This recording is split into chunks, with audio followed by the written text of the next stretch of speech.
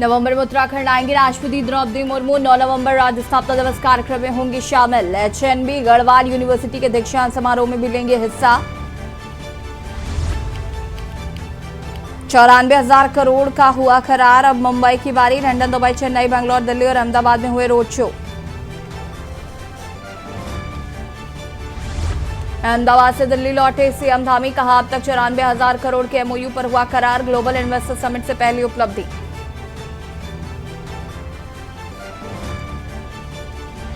क्षेत्रीय सेवायोजन कार्यालय में रोजगार मेले का आयोजन। 18 नवंबर को लगेगा रोजगार मेला। फार्मा, मैन्युफैक्चरिंग, सेल्स, बैंकिंग से जुड़ी कंपनियां। चारधाम में रिकॉर्ड भीड़। मौसम के बाद भी श्रद्धालु में उत्साह। इसी महीने बंद होंगे चारों धामों के कपाट।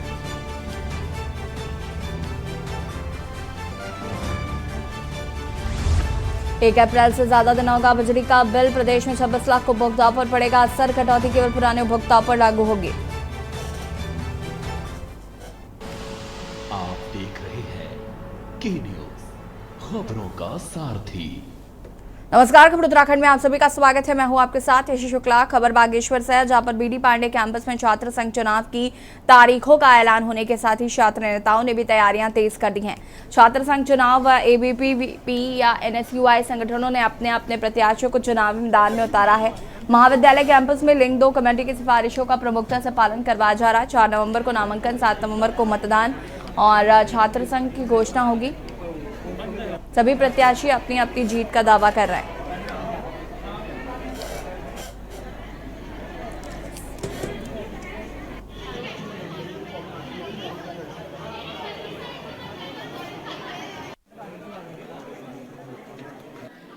देखिए, यहाँ पर छात्र हितों के लिए तो आज तक कोई भी कार्य नहीं हुए हैं। छात्रों की तो मांगे ही मांगे हैं, समस्याएं विभिन्न प्रकार की हैं।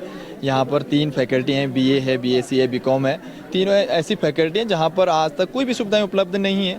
आज 80-90% बच्चों के जो है परीक्षा फलों में गड़बड़ियाँ चल रही हैं। अपनी आवाज़ों को उठा रहे हैं, लेकिन उनकी आवाज़ों को उठाने वाला कोई है भी नहीं और उनकी आवाज़ों को बुलंद करने वाला कोई है नहीं, क्योंकि उन लोगों ने छात्र नेताओं को बड़े ही उससे चुना था, बड़ा भरोसा करके चुना था, लेकिन उनका दुर्भाग्य है कि वो लोग आज उनकी आवाज़ों को उठाने का काम भी नहीं कर रहे हैं। जैसे कि आप सभी को पता होगा कि ये पहले कॉलेज हुआ करता था, अब ये परिसर है। परिसर की कुछ कार्य यहाँ पर अभी पूर्णतः नहीं हो पाए हैं, तो उस कार्य को करने की हम कोशिश करेंगे कि इस परिसर में वो कार्य सारे हों जो परिसर के उपयोग के लिए हो। ये हमारे वहाँ से चुनाव की आज अधिसूचना जारी होगी 3 बजे, और जो हमारा प्रोग्राम यहीं से छात्र संघ का जो प्रोग्राम है यहीं से स्टार्ट हो जाएगा। ये हमारे तो जो है छात्र संघ की प्रक्रिया के साथ साथ एडमिशन प्रक्रिया भी गतिमान है, और जो कल से हमारे नामांकन पत्रों का बिक्री स्टार्ट होगी, और 4 तारीख को हमारा छात्र संघ का नामांकन होगा, और 5 तारीख को उनकी जांच होगी, और उसी दिन ही वैध मतपत्रों की सूची जारी कर दी जाएगी। रामनगर कोतवाली पुलिस ने एक महिला से हजारों रुपए व जेवरात की ठगी करने के मामले में फरार चल रहे आरोपियों को दिल्ली से गिरफ्तार कर जेल भेज दिया है और कोर्ट में पेश करने की कार्रवाई की है। घटना की जानकारी देते हुए सिविल बलजीत सिंह बागुनी ने बताया कि पिछले साल 20 सितंबर को काशीपुर जिला उधम सिंह नगर निवासी टोनी सक्सेना नाम की महिला ने पुलिस को बताया था कि रामनगर करवाने जाते समय लोगों ने पुलिसकर्मी बताकर उसे कार में बैठा लिया। इसके बाद इन लोगों ने उसका कीमती सामान, जिसमें 90,000 रुपए, पहने हुए जेवरात एक लिफाफे में रखवाकर दूरी पर आरोपियों द्वारा यह लिफाफा बदलकर एक महिला को एक दूसरा लिफाफा दे दिया गया था।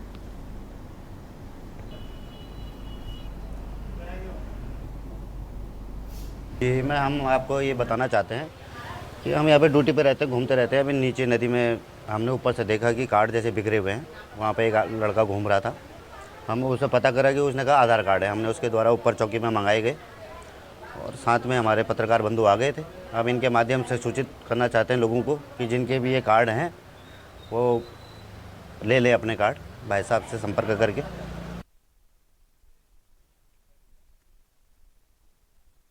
अनंत नेगी ने स्कूल बसों का चेकिंग अभियान चलाया। चेकिंग के दौरान 4 बसें बिना परमिट और बिना फिटनेस के चलती पकड़ी गईं। एआरटीओ का कहना है कि उच्च न्यायालय के भी निर्देश है कि स्कूल बसों का संचालन यातायात नियमों के अनुसार होना चाहिए। उसी क्रम में सभी स्कूल बसों की जांच पड़ताल कराई जा रही है। आरटीओ ने कहा कि नियमों की अनदेखी करने वालों पर कार्रवाई की गई है।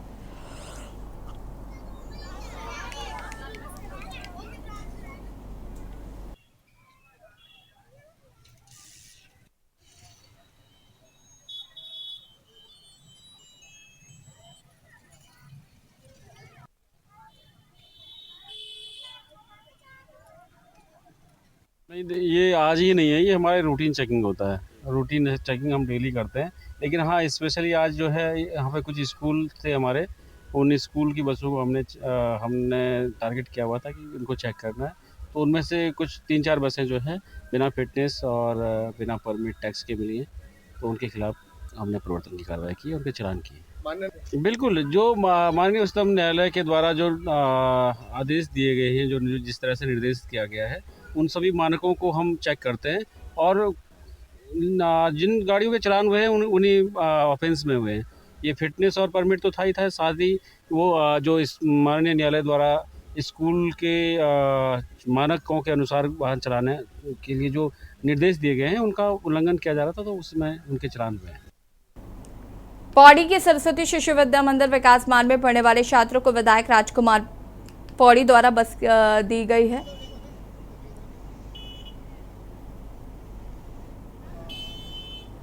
विद्यालय में बस को हरी झंडी दिखाकर विधायक राजकुमार पौड़ी तथा नगर पालिका अध्यक्ष यशपाल बेनाम द्वारा बस का संचालन शुरू करवाया गया है और इस मौके पर विधायक ने विद्यालय प्रबंधन समिति और विद्यालय के प्रधानाचार्य को बस की चाबी सौंपी।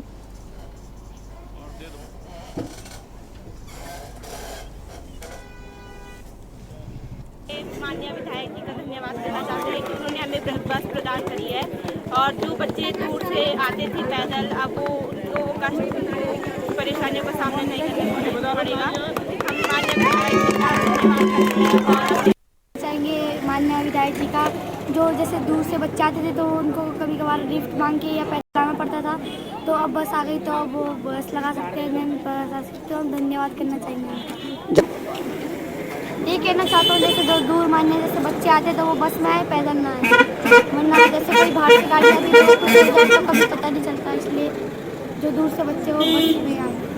मैं सर्वप्रथम आप सबका इस बस उद्घाटन के समारोह में धन्यवाद ज्ञापित करता हूँ। और विद्यालय की मांग मैं 2017 में इस विकास मार्ग पौड़ी में आया और एक कल्पना थी कि जो हमारे भैया बहन 15 और 20 किलोमीटर दूर से आते हैं उनके लिए कोई व्यवस्था हो, और बहुत प्रयास किया इसके लिए समाज से भी, और अपने जो माननीय विधायक हैं श्रीमान राजकुमार पौड़ी जी, इनसे एक आग्रह किया।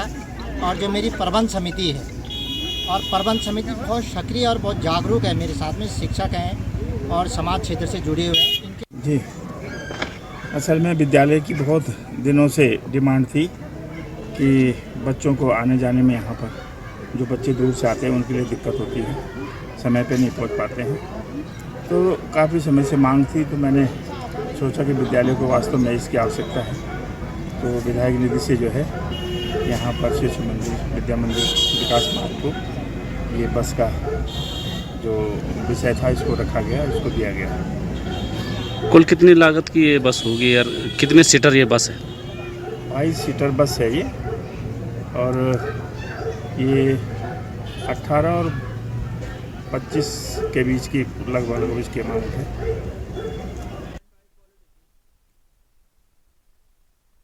कॉलेज अस्पताल में बर्निंग वार्ड जल्द शुरू होने जा रहा है। सीएमएस अनुराग अग्रवाल ने बताया कि बर्न वार्ड स्थापित हो चुका है, जिसमें 4 बेड आईसीयू और 6 बेड सामान्य हैं। इसमें से मैन पावर की कमी है, उन्हें चिन्हित कर ट्रेनिंग दी जा रही है। ट्रेनिंग से आते ही बर्न वार्ड को शुरू कर दिया जाएगा। हमारी योजना बर्न वार्ड को दिवाली से पहले शुरू करने की है, और अगर सब कुछ ठीक रहता है तो दिवाली से पहले शुरू कर देंगे।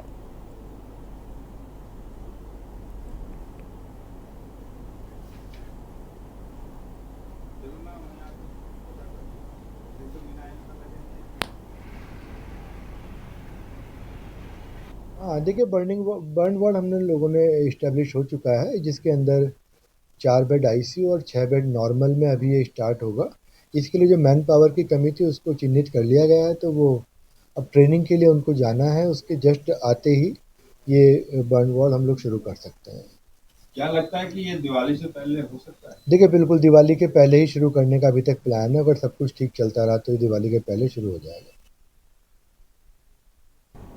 बाबा बागेश्वर धाम के नाम से विख्यात धीरेन्द्र शास्त्री का देहरादून में भव्य दरबार लगने जा रहा है, जिसकी शुरुआत भव्य शोभा यात्रा निकालकर की गई। इस दौरान मुख्यमंत्री धामी की पत्नी गीता धामी शामिल हुई। उन्होंने कलश उठाकर शोभा यात्रा का प्रारंभ किया। आयोजक टिम्बती यादव ने कहा कि देश की सनातन संस्कृति को संजोनी के लिए भव्य यात्रा निकाली गई है। प्रसिद्धि कथावाचक सुभाष जोशी ने कहा कि युवाओं में सनातन का प्रसार हो, इसके लिए भव्य शोभा यात्रा निकाली गई। उनका भी हम हार्दिक अभिनंदन स्वागत करते हैं। विश्व की धर्म पताका को प्रचार प्रसिद्धि के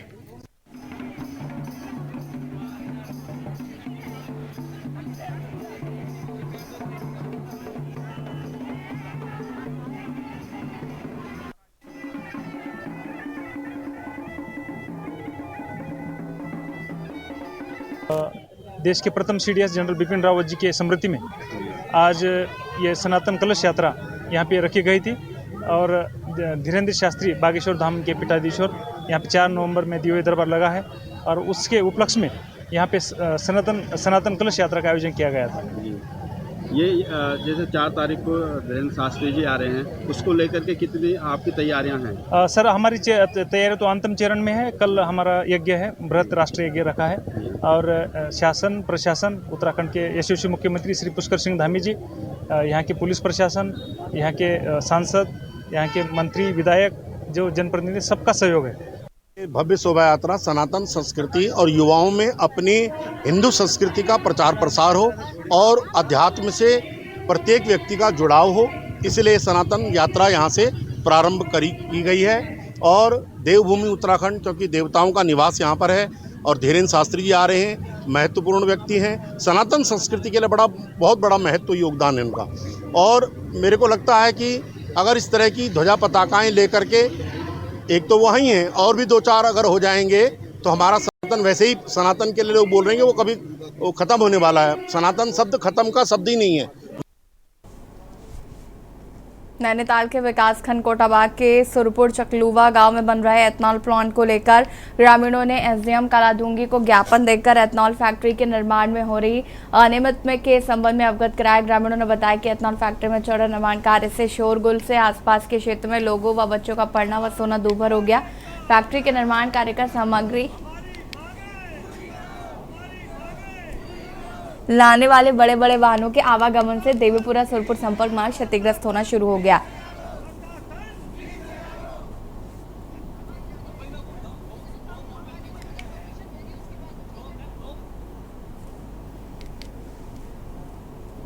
ट्रैक्टर चल रहे हैं, वहाँ इतना काम चल रहा है, हमारी कोई सुनता नहीं। हम 3 बार आ गए हैं यहाँ पर तहसील में धरना देने के लिए, तो हमारी कोई सुन ही नहीं रहा है। हमारे बच्चे ट्यूशन पढ़ने जाते हैं, 8 के 9 बजे 10 बजे भी आते हैं, 11 बजे भी आते हैं, तो हमको डर लगी रहती है कि डंपर आ रहा है, कहीं कुछ ना कर जाए, है नहीं। हमारे इतनी, तुम आ करके चौड़ी रोड देखो पहले कि कितनी चौड़ी रोड है यहाँ पर, और ये गांव में क्यों खुल रहा है, कैसे खुल रहा है, ये इन्होंने देखना चाहिए ना सरकार ने, है नहीं। हमारी तो कोई सुन नहीं रहा। हम तो जनता हैं, हम तो गरीब आदमी हैं, हम तो अपने एक खेती से चल रहे हैं। अब जनता इतना अपना कर रही है, अब हम सोच रहे हैं कि यहाँ पर नहीं बने तो अच्छा है। आज भी वही रही है, हर बार हम यहाँ आते हैं। जो अवैध कार्य सुरपुर की फैक्ट्री इथेनॉल प्लांट में जो चल रहा है उसको रुकवाने के संबंध में आज भी हम यहाँ पर आए थे। बार बार हमारी एसडीएम महोदय साहब को यही कहा जाता है कि हाईकोर्ट द्वारा इसको परमिशन मिली है। परमिशन मिली है वो ठीक है, लेकिन जो मानकों के तहत काम नहीं हो रहा उसकी जाँच तो एसडीएम ही करके देगी। एसडीएम महोदय अभी यहाँ पर कह के गई हैं कि मेरे अधिकारी वहाँ आ रहे हैं। अगर अधिकारी आ रहे हैं और अवैध कार्य चल रहा है तो ये बहुत शर्मनाक बात है। क्या इनके नीचे के अधिकारी, इनको यहाँ पर आके रिपोर्ट तलब नहीं हो रही है तो क्यों नहीं हो रही है? क्योंकि वहाँ दिन में काम करे कोई दिक्कत नहीं है। ग्रामीण बड़े परेशान हैं क्योंकि रात भर वहाँ मशीनें चल रही हैं। 2 बोरवेल की जगह 2 से अधिक बोरवेल खोद दिए गए हैं। दिन रात सड़कों में ऐसी धूल उठ गई है कि पूछो मत। संपर्क मार्ग हमारा पूरा क्षतिग्रस्त हो गया है। ग्राम के आज लोग यहाँ पे आए थे, उन्होंने ज्ञापन दिया। 5-6 इनके पॉइंट हैं, इसमें अलग अलग हैं कि जो फैक्ट्री यहाँ पे सूरपुर में हमारी एथेनॉल प्लांट जो लग रहा है, उसमें माननीय हाईकोर्ट के आदेश से जो काम चल रहा है उसकी जाँच कराने के लिए इन्होंने मुझसे कहा है। तो जो भी इनके पॉइंट है उसमें मैं जांच करवा के जो भी इसमें रिपोर्ट आएगी हम माननीय हाईकोर्ट को भी प्रेषित करूँगी और जिलाधिकारी महोदया को भी प्रेषित करूँगी। जो भी उनके पॉइंट है मैं उसमें जांच करवा लेती हूँ, और अगर कुछ इलीगल होगा तो मैं जिलाधिकारी महोदय को और माननीय हाईकोर्ट को भी इसकी रिपोर्ट प्रेषित करूँगी। खबर रुड़की से है, जहां पर मछली बाजार रोड पर हर हफ्ते जुमेरात को लगने वाले अवैध बाजार से आने जाने वाले लोगों को भारी परेशानियों का सामना करना पड़ता है। हालांकि यह बाजार पूरी तरह से अवैध है, लेकिन बार बार नगर निगम के अधिकारियों को अवगत करने के लिए भी प्रशासन इस अवैध रूप से लगने वाले बाजार को हटाने का नाम नहीं ले रहा है। आपको बता दें, प्रत्येक सप्ताह जुमेरात को यह बाजार लगाया जाता है, जिसको लेकर प्रशासन ने कई बार बाजार न लगाने की चेतावनी भी दी है।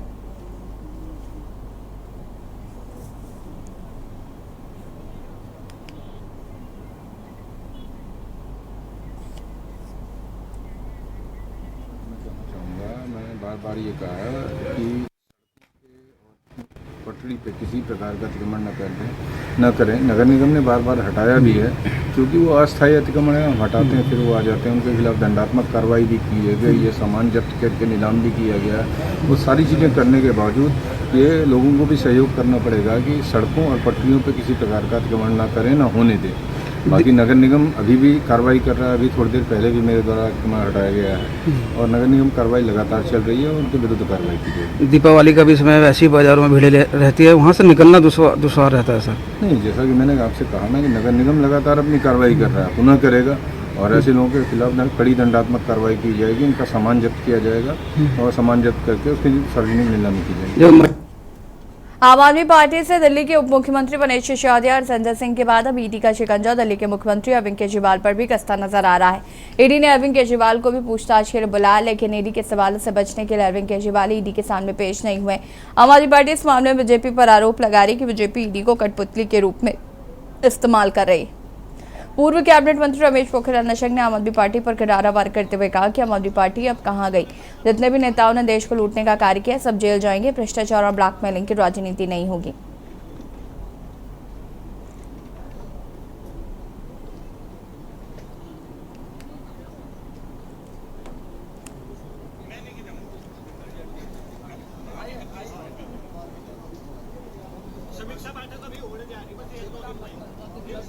आम आदमी पार्टी रह कहाँ गई, कहीं दिखाई देती है आपको क्या? तो उसके बारे में तो है तो जेल में होगी जो हमारी ये कह रहे हैं। आम आदमी पार्टी जेल में है और जितने भी ये पार्टियों के बड़े बड़े लोग हैं जेलों में जाएंगे। जिन्होंने लूटा है देश को वो क्यों बाहर रहें? उनका स्थान जेलों के अंदर है और इसलिए अब मेरिट की राजनीति होगी, न बेईमानी की होगी, न भ्रष्टाचार की होगी, न ब्लैकमेलिंग की होगी, न दादागिरी की होगी। अब यदि राजनीति होगी तो स्वच्छ राजनीति होगी। अच्छा है ना, आप ईडी का नोटिस आ रहा है, आप जवाब दे दो। यदि सीबीआई कुछ पूछ रहे तो जवाब दे दो। आप जो सही है, ईडी का नोटिस आपको इसीलिए तो आएगा ना, कुछ गड़बड़ है। तो यदि गड़बड़ है तो फिर रो क्यों रहे हो? और सही हो तो बोलो 10 ईडी के नोटिस भेजो, 10 भेजो, जवाब देंगे ना। ये दम होना चाहिए। खबर दिनेशपुर से, जहां पर पूर्व नगर पंचायत अध्यक्ष दिनेशपुर काबिल सिंह विंक ने बताया कि पिछले नगर पंचायत चुनाव में उनके साथ बहुत ही अन्याय हुआ। पिछली बार नगर पंचायत चुनाव में उसका जबरदस्ती उनका पर्चा खारिज किया गया, लेकिन इस बार जितना भी जोर क्यों न लगाएं मेरा पर्चा खारिज नहीं कर पाएंगे, क्योंकि न्यायाधीश के रूप में उत्तराखंड के युवा मुख्यमंत्री पुष्कर सिंह धामी हैं। नगर पंचायत दिनेशपुर के पूर्व अध्यक्ष काबिल सिंह जी भारी मतों से जीत रहे थे।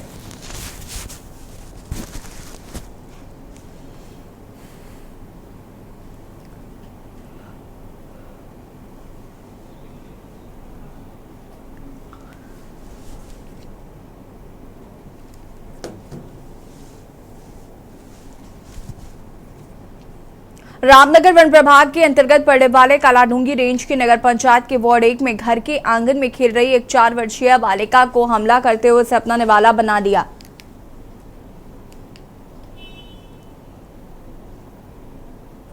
बताया जा रहा है कि आज शाम 6:30 पर घर के आंगन में 4 वर्षीय गौरी गैड़ा पर हमला करते हुए उसे घसीटता हुआ काफी दूर तक ले गया।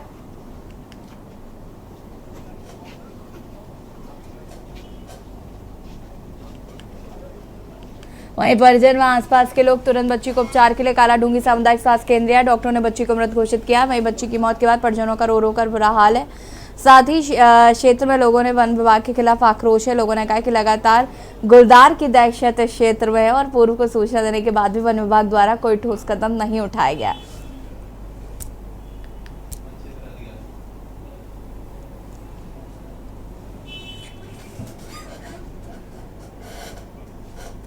ऋषिकेश कार्यक्रम में पहुंचे कांग्रेस प्रदेश अध्यक्ष करण माहरा ने निकाय चुनाव को लेकर भाजपा सरकार पर निशाना साधा है।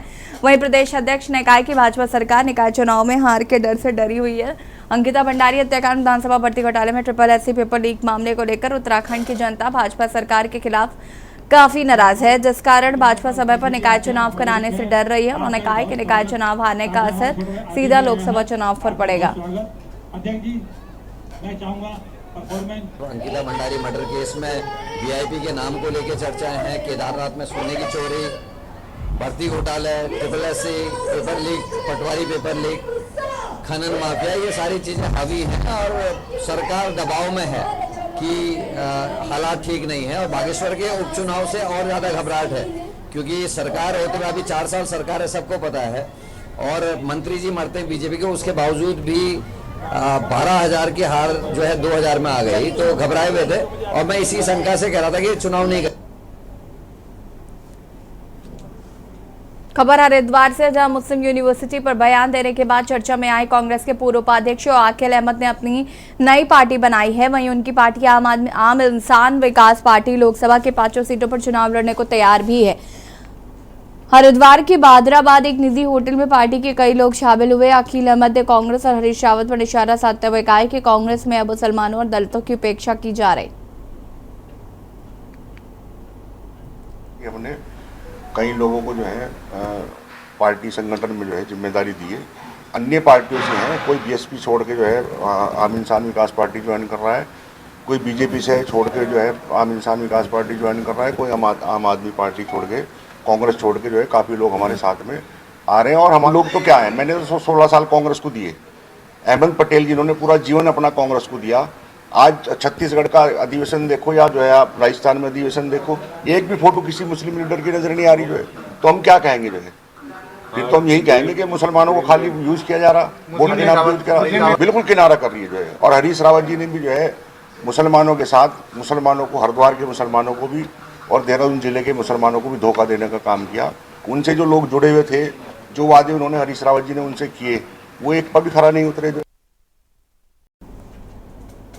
नैनीताल दुग्ध उत्पादक सहकारी संघ के अध्यक्ष मुकेश बोरा ने अपने 5 वर्ष के कार्यकाल की उपलब्धियां गिनाते हुए दुग्ध क्रांति के क्षेत्र में विकास को अभूतपूर्व एवं ऐतिहासिक बताया है।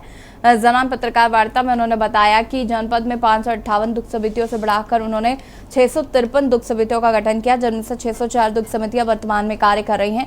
वहीं पर्वतीय क्षेत्रों में पूर्व से दोगुना दुग्ध उत्पादन शुरू कराया गया। उन्होंने कहा कि पर्वतीय क्षेत्रों की समितियों के सचिवों को 50 पैसा बोनस उन्होंने अपने कार्यकाल में दिलवाया था।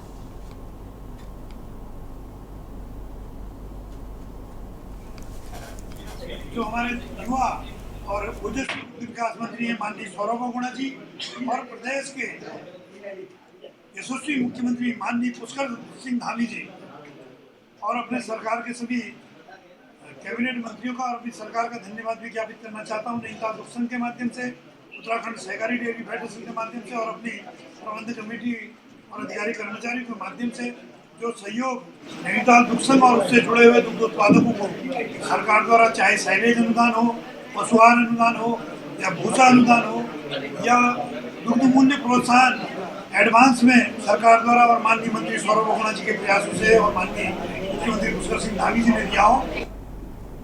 बुलेटिन में इतना ही। देखते रहिए के न्यूज़ इंडिया। नमस्कार। आप देख रहे हैं के न्यूज़, खबरों का सारथी।